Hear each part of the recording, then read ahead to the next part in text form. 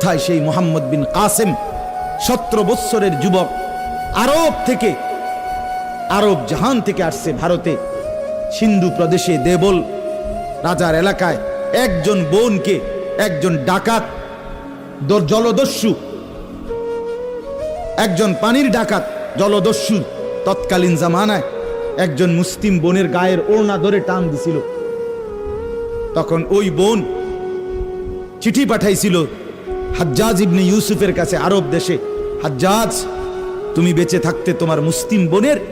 গায়ের ওড়না ধরে টান দিছে বেঈমান কাফের, তুমি এর বদলা নিবা কিনা আমি শুনতে চাই। হাজ্জাজ ইবনে ইউসুফ, আমরা কিতাবে পড়ছি, এরকম চেয়ার ছেড়ে লাফ দিয়া দাঁড়াইয়া চিৎকার দিয়ে বলছে, বোন আমার, গোটা আরবের সমস্ত মুসলমান যুবক প্রয়োজনে জান দিবে, আরবের সমস্ত যুবকের কলিজা যাবে, জান